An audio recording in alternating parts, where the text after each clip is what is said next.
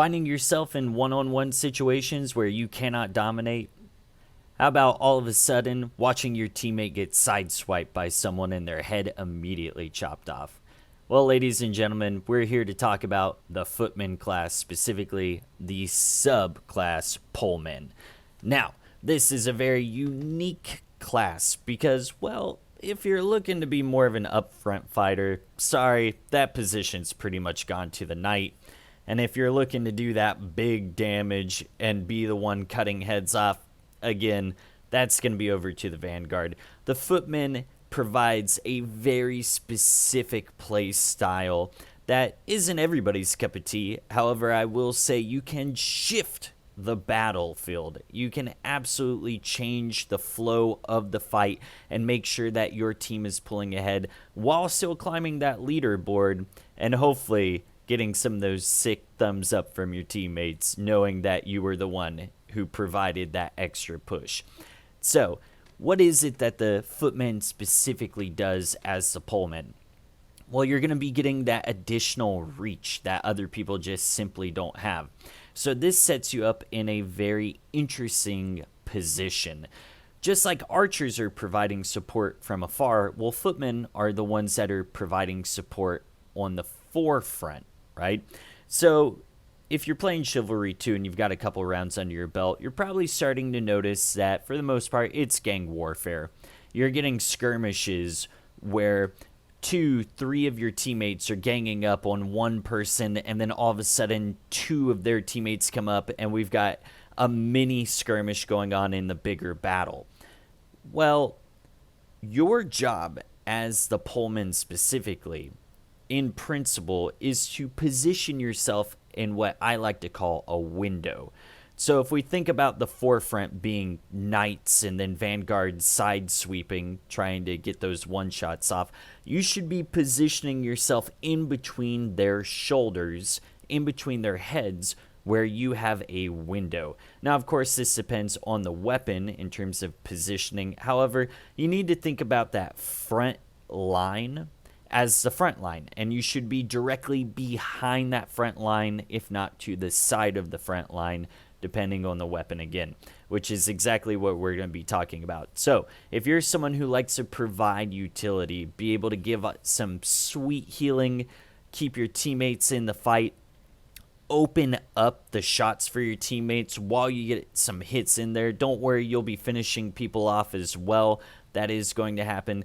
And really know that you're the person who came in and created that flank, created that opportunity for your team to score that sweet axe chop across the head. Then, ladies and gentlemen, look no further. This is the Poleman. Let's get into it. So the first weapon we're going to be looking at is our Halberd. Now, with the Halberd, you're going to be getting an extension on your range. Speed is okay, damage, all right, no problem. We get the chop feature. However, the main thing we want to be focusing on is the bonus damage to shield. So if you can think about these situations where your teammates are grouping up and starting to get into that skirmish, and then you see that pesky shield user, specifically the knight subclass with the kite shield, all of a sudden they can just hold the ground while your teammates endlessly bat them.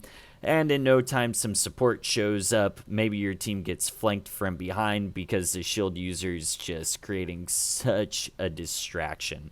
Well, I'm here to tell you that the Halberd is going to help alleviate that situation.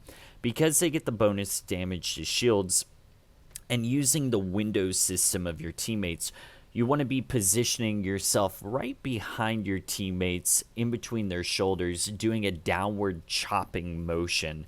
And of course, you have to be able to read the flow of battle, whether that's a heavy attack, light attack, right?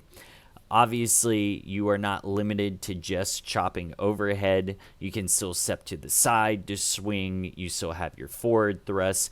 You really have to be able to read the situation. That goes for all of the weapons, but specifically with the Halberd, we're trying to chop down on the shield. And what you're going to find is that these people cannot hold on to their shields very much longer. You are there to be the battering ram, that forces them into a more offensive position, or they just straight up break their shield and or drop it immediately. That being said, those pesky man-at-arms that tend to charge your archers as well, you're going to be an archer's best friend because you are going to absolutely annihilate those medium shields that they hold with this weapon. Next up, we're going to be talking about the Polehammer. Oh boy, I like to call this the hook machine. So the primary thing you're going to be doing with this weapon is just bashing people from the side. It does have a little less reach than the Halberd. However, we're going to pick up some speed and a little bit of damage as well.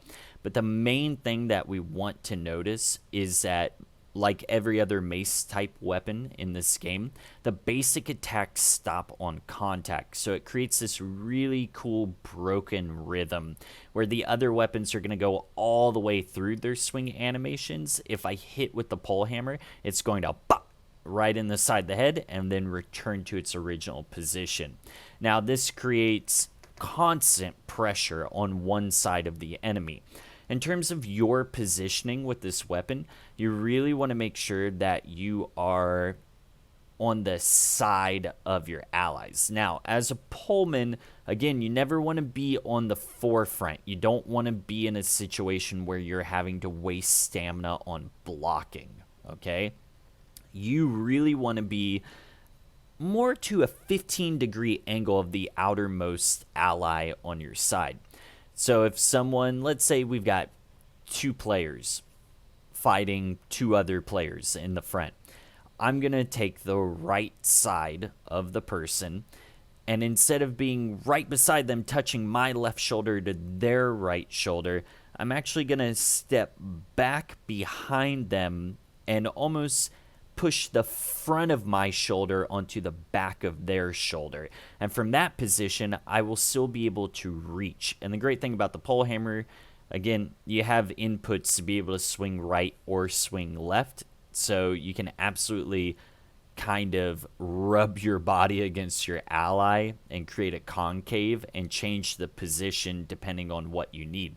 However, with the Polehammer, again, you want to be working the outside of your teammates rather than the window between them, just because of the nature of the weapon. Absolutely, you can get between them. You can switch it up. You can do your overheads, your jab throughs. However, the Polehammer specifically does increase damage on the longer releases, right?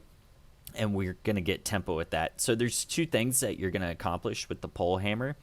The first being that the enemy is going to have to turn their camera slightly towards your Polehammer to block, which then creates a flank on their opposite side for your teammate to take advantage of. And hopefully they read that situation. The other thing is that from time to time in battle, you'll find that you can sidestep a little bit more, which is going to be more dangerous to not have teammates in front of you. And you're going to be able to pull this hammer around their side entirely and bop them in the back of the head. Again, you have to be able to read this situation. You want that constant pressure with the Polehammer, jabbing from the side, getting them to turn their camera, and then when the situation's there, you can off-step and just hit them in the back of the head. The spear. Now, this is what I like to call the anti-blitzer. So the shorter the hallway, the smaller it is on the sides, the more efficient this weapon is. Since the spear can only do jabbing attacks, so it does have an overhead blunt attack, it's really not that great. It's short range as well. It's more of a, get away from me when people start charging you to attempt to get yourself running away. What this does, what I like to think about this is, there's really 2 moments that can make or break a fight, and it's specifically on heavy swings. When people are in their dash attack sprint, that's when you see people coming and they're trying to veer a little bit to the 45 and just lob your teammate's head off with an axe swing. Well, the spear is going to absolutely prevent that. You'll see them coming, and you'll simply jab them right in the face. They'll stutter, and they'll realize that they're not walking away with an easy kill. The second is that sometimes people will push back just a little bit in order to create distance to give themselves enough time for a heavy wind-up swing.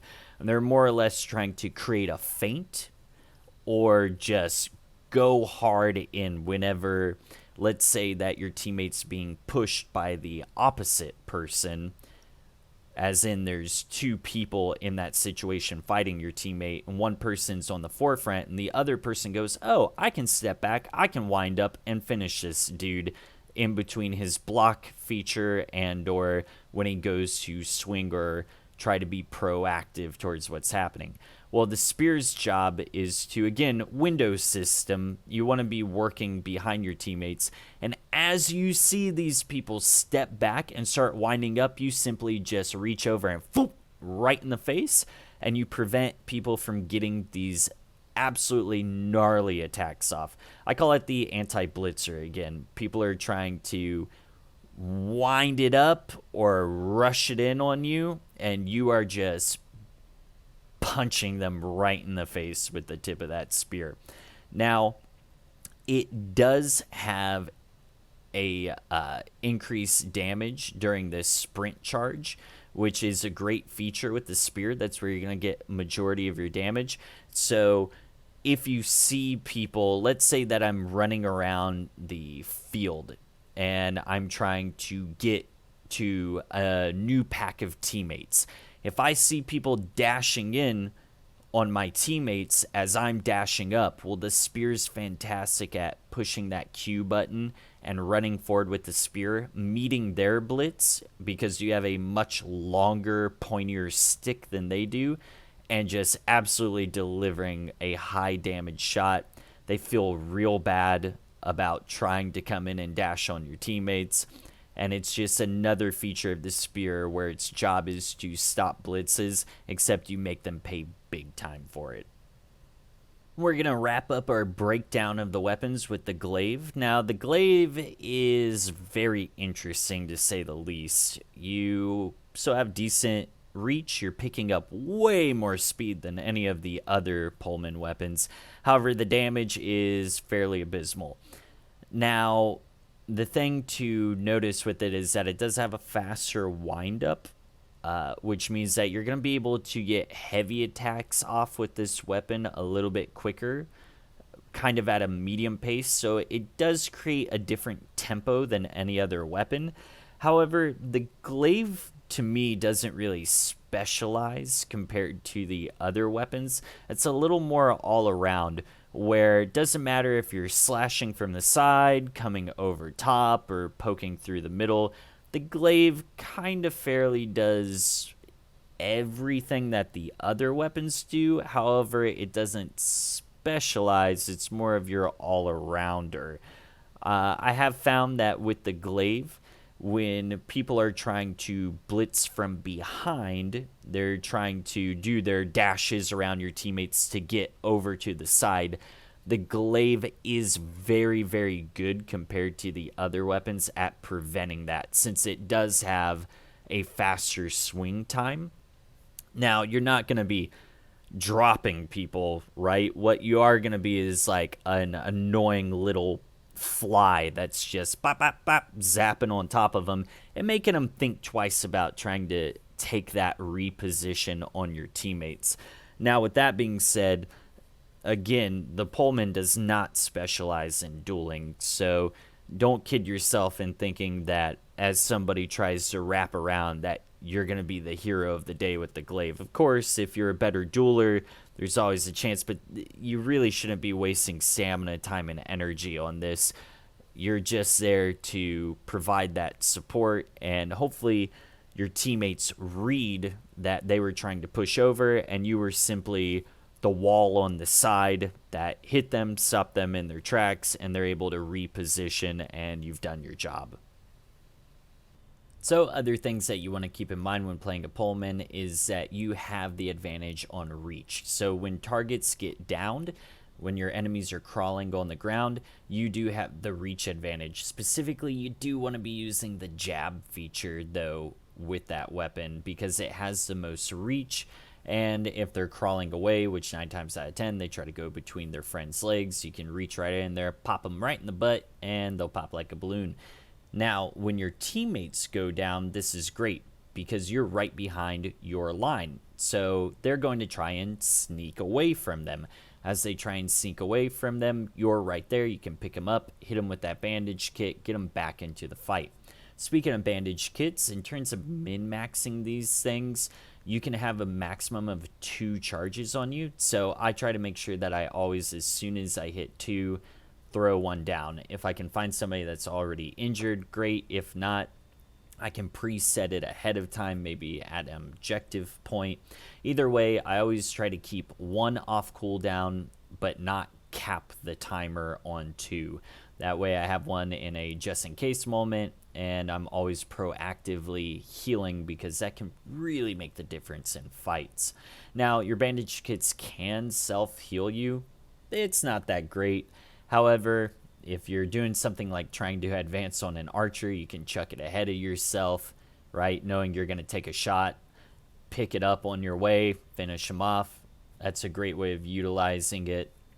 Also, if you're backing away from the enemy, trying to run away, again, throw it ahead of yourself, pick it up, get yourself topped off. Things like that do work out if you can't find a better situation for it. Now, moving forward, the other thing that you want to keep in mind with the footman is that you do have the spiked barricade. With the spiked barricade, I've really seen 3 good uses for this bad boy. The first being, let's say that you have an objective like Duke, and you're trying to turtle. Well, you can set that somewhere like the stairwell. Because if their primary objective is to hit the Duke, then for every swing that they're taking and not doing damage to the Duke, that's a waste on their behalf, right? So if you can get people angry at these spike traps, they can turn around, start swinging, and they're essentially wasting time. Functionally, they're used so that people can't advance on you because they're momentum based. The harder they're running, the harder they get hit by these things. If they're walking, they'll still get staggered by it, so it's like stubbing your toe. Now, the other way that I've seen this used is putting them on like 90-degree angles. There are tight corridors and corners, things like that. You can put them up in blind spots so people turn the corner, they bump into them, and like stubbing your toe, if you've ever ran into a table, you immediately want to turn around and punch the crap out of that table. Well, same thing happens. And again, if they're hitting this and taking it down, right, they're not doing anything with objective. They're just taking more time up. So it's a win-win there as well. The last way, this is the most difficult way I've had success with this, is putting this bad boy on your back like a Koopa shell. So as you engage with your teammates, you've got like 2 teammates in front of you, you're in this skirmish, just turn around, set it down on the ground behind you. That prevents anybody from essentially charging at you and taking your head off. Again, very difficult, but at the very least, it gives them something to think about. If you're not utilizing your trap in between, refills at the supply or your deaths, at the very least, you're getting some type of value out of that item. It's okay to be a coward, and in fact, I highly encourage it when it comes to the footman class, just because you should always be asking yourself, where are my teammates going? If you look to the left and you see 2 are veering that way, while 5 are going to the right, follow the 5, because you are a magnifier when it comes to battles. You're not the person who's cleaning house, getting the hardcore flanks. It'll happen, again, naturally. However, your primary focus is, how can I shift this battle? So you should always be taking the time to disengage as quickly as possible. If your teammates fall, just run. It's okay, because you are not meant to duel. The second there's 2-3 people on top of you, you're going to find out how quickly you lose your stamina. You can't hold on to your weapon. You're just going to end up really frustrated. Because you don't have to hard engage like everyone else, you have a constant distance advantage, right? If your teammates start falling and you go, okay, there's one guy and there's three left. Don't think that you guys are necessarily going to turn it around, especially if you look and you go, no one's coming. There's no reinforcements. Just, hey, sorry, leave that frontline soldier to try his best and go reconvene with other people. All that being said, I hope you guys learned something. I hope you took away something. I hope that when you get into the game, if you do decide to try this class out, that you go around supporting your teammates. Don't be that Poleman that's on the front line thinking you're going to take everybody on just to have your head bashed in, get frustrated, and think that the class is garbage when it's not. It just has a specific role. It has to be played a specific way, and it's a ton of fun when that does happen.